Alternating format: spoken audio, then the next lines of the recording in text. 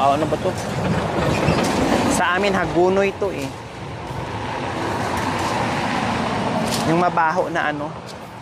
Ayan, rumidikit.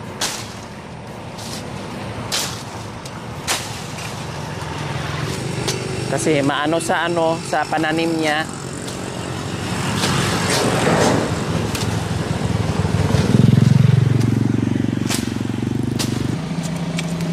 Ito, tanggalan ng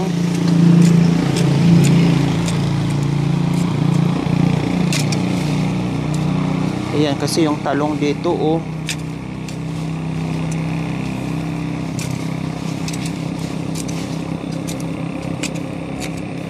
Yung talong nga dyan na isa oh. Mali yung pagkagawa ni Kuya Omeng kasi masira yung ano, hindi na siya makabuka. Kailangan hindi nakadikit yung ano. Tatanggalin na lang yan.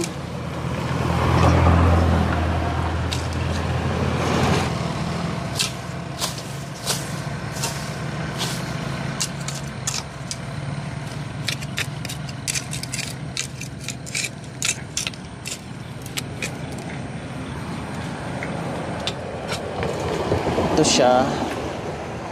Okay to siya kasi hindi pa naman masyadong malaki.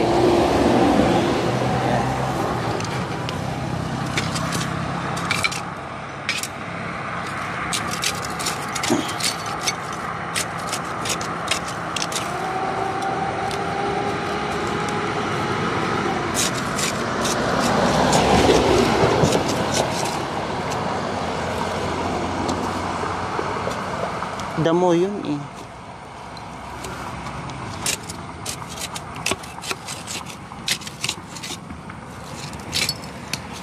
May mga uong pero hindi yan. Hindi makakain, maliliit.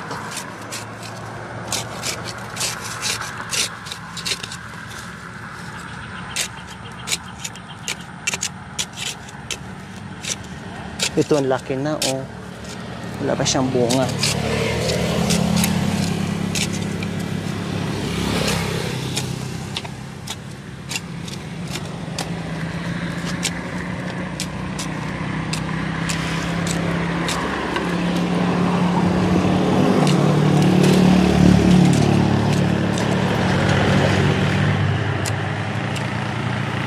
Akala ko nga namunga na.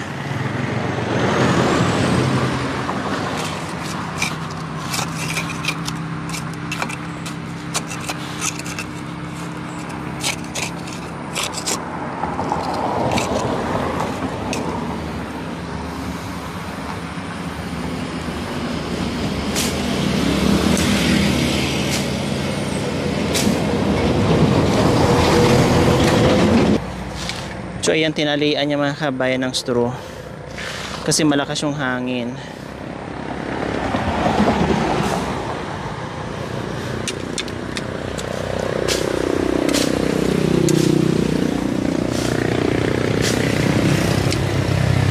Ito ang taba. O, walang abono yung mga kabayan kasi sabi ko hindi ako maglagay ng abono.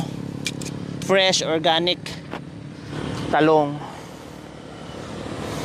Kahit dito lang bandaan natin linisin para hindi mabansot yung talong kasi ang ganda ng tubo niya.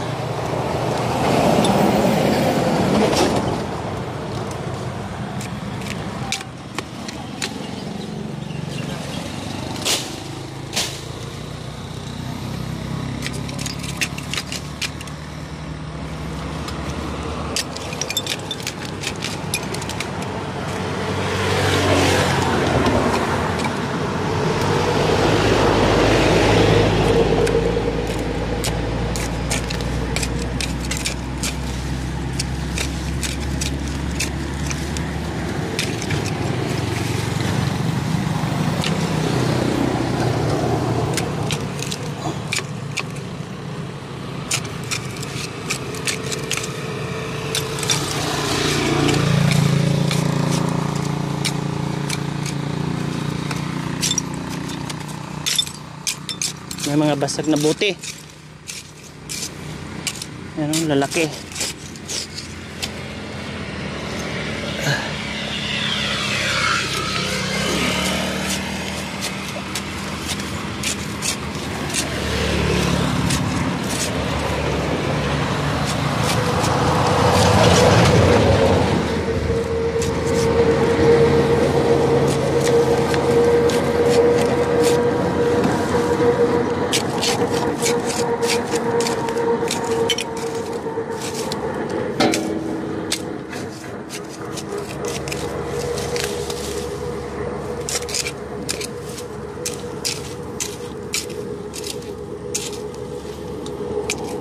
Kasi sayang yung pananim natin mga kabayan. Na yung damo halos kasing laki na rin o malaki pa sa tinanim natin.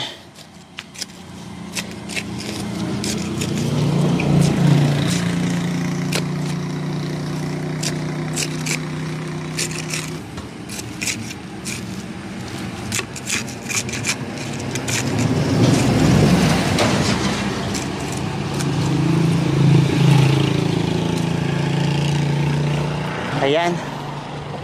O, di ba? Malinis.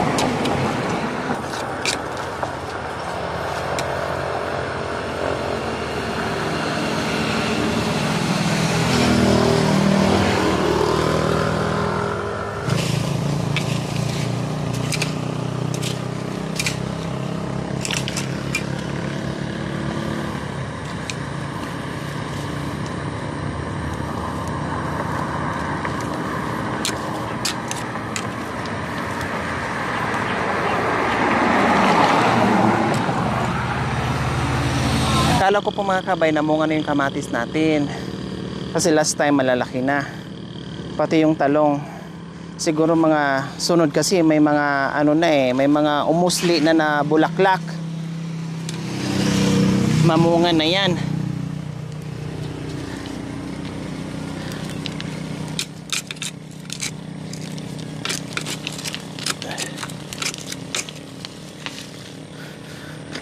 Pag namunga sabay-sabay yan, ako hindi kayang ubusin, Kuya Uming yan.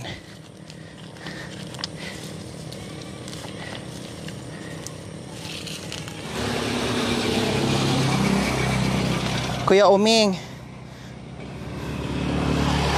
Okay. Pag medyo lumaki na, tanggalin nyo po ito ha. Ginanyan niya, nilagyan ng poste. Siguro nga, kasi alam niya may bagyo. Pero pag medyo malaki na, tanggalan. Ano yun, ang aso? Oh. Pero pag malaki na, luwagan mo rin siya konti ha. Para hindi mabansot. O, di ba? Ano na, pakihakot mo na nito Kuya Uming. Ito po, doon po sa dulo para malinis tingnan. Yung mga dumi. Ito. Doon po, sa dulo po.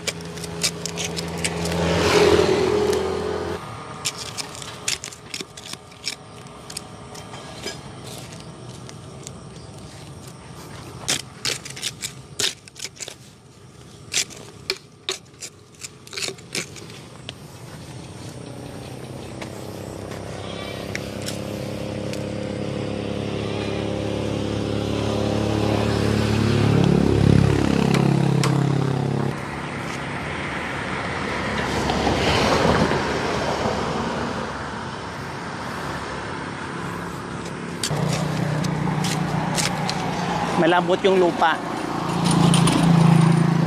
Kaya masarap magdamo.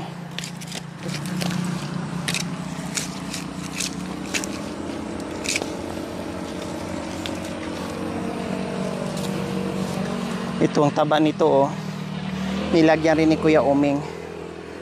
Oh. Saluyot.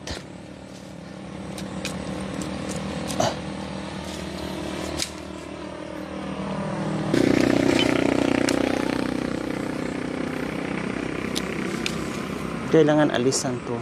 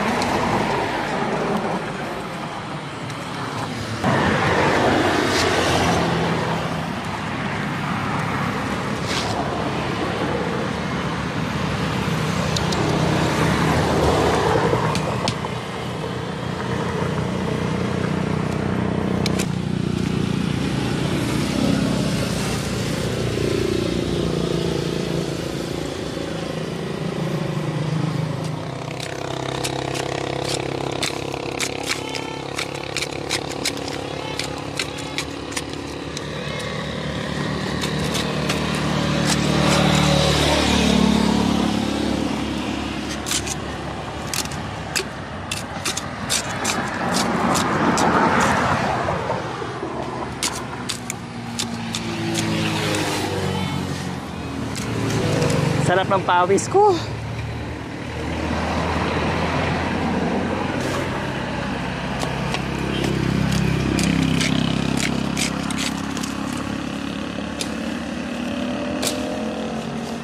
Ayan po mga kabayan ha, nakita nyo naman na yung mga talong natin. Ayan ang lalaki. Buti hindi natumba sa hangin, sa bagyo. Ayan, tinanggalan ko na po yung nasa pinakahuling dahon po o tangkay, kasi yan ang technique daw nila. Pag medyo malalaki na yung mga talong, pag mga ganyan na, tanggalin yung pinakaunang dahon. So yun po yung technique nila. So yun po yung technique nila mga kabay, na ginaya ko lang din, na ginawa ko ngayon. So ayan, nagtanggal na tayo, malinis na po dito. Yung doon na lang po banda mga kabayan, madali na lang yan, konti na lang yan. At least naka 1/8 na kami, ay naka 3/4 na kami.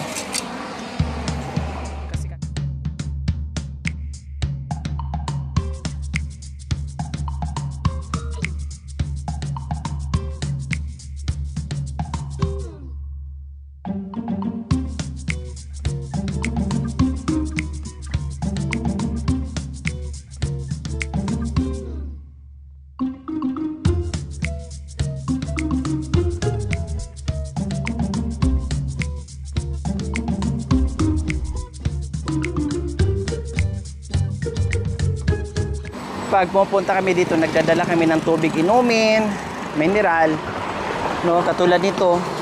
Kasi minsan pag dumarating kami dito, wala siya. So pag may dala kaming ulam, niluluto na namin para pag uwi niya, may kakainin na siya.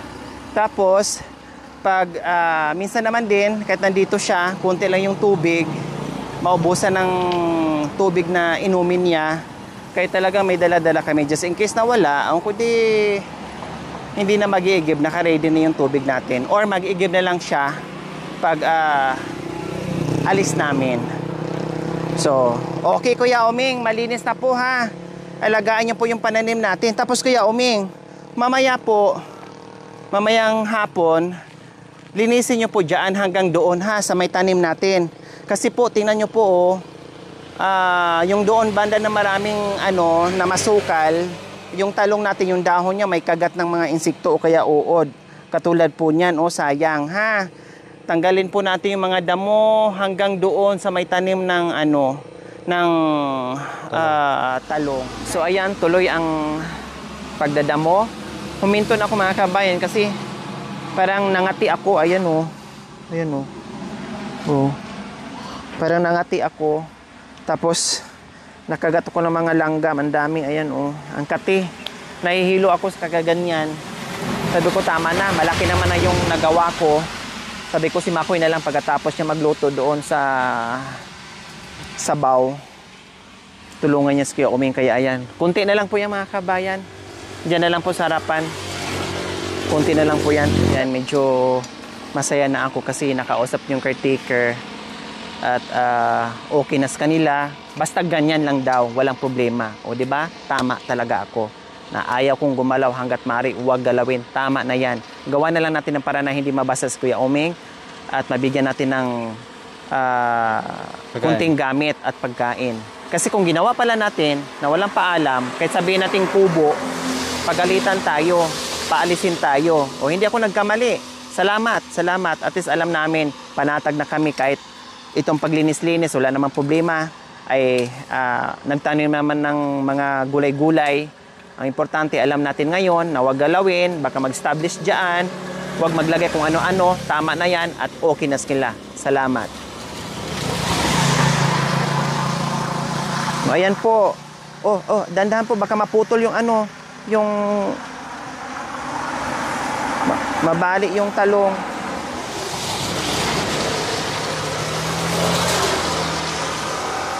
Tukuran nyo na lang po ha, baka lumakas yung hangin, Kuya Oming ha. Pati yung yung niya, yan, tanggalin mo. Kasi tutubo lang din ulit. Kuya, mayroon pa yan doon sa dulo ha. Yan, ayun oh. Hindi, dyan sa likuran mo, ayun oh.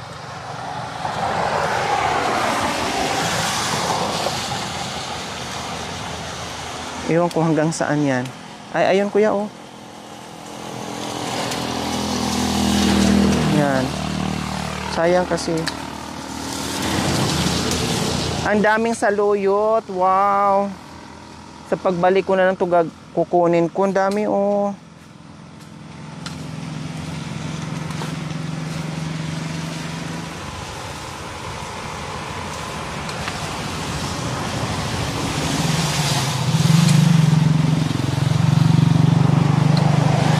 Kuya Oming, tapasin nyo na po yung mga ipil-ipil na sa yung nasa punso. Tanggalin nyo na, tapasin nyo na. Yan. Yan. Kasi patay naman na yan eh. Yan. O, maano mo pa, panggatong. Nasa punso naman yan eh. O. May panggatong ka pa. Laya naman na. Sige, baliin mo lang yan. Tapos pag pumunta dito yung caretaker, pag maraming kang kamatis at talong, bigyan nyo po ha. Kasi hindi mo naman yan kayang ubusin, masisira din yan. Kung sino yung manghingi, pag meron, bigyan nyo po. Yan, yan pa. Sige, putulin nyo po yan. Pati yung maliliit para hindi sagabal doon sa mo, talong.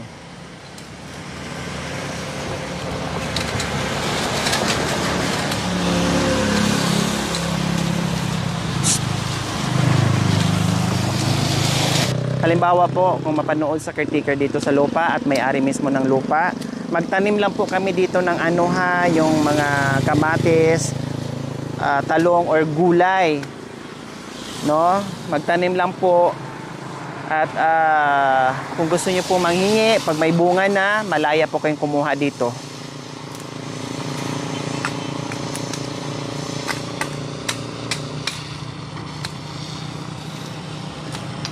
Ano po yan? Okay na.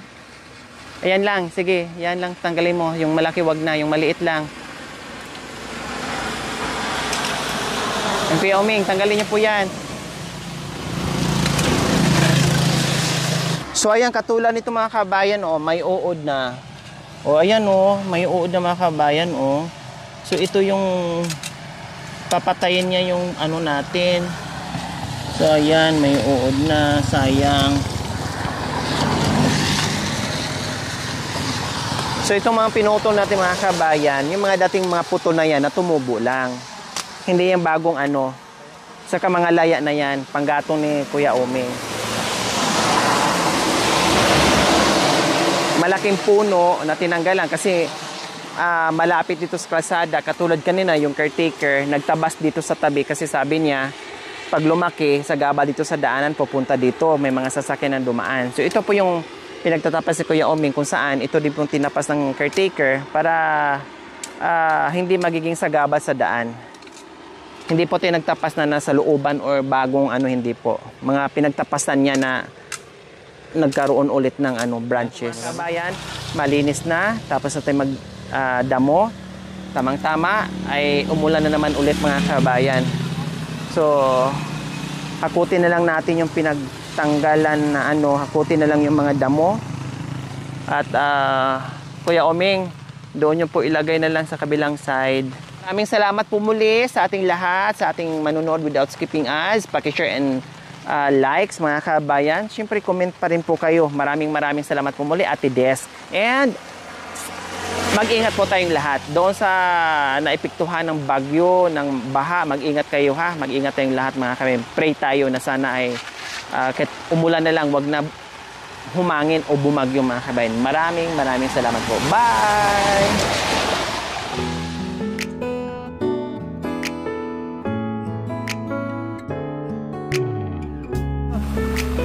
Yung pera, ano mo? Mabasa. Thank you for watching. Don't forget to like, share, and subscribe.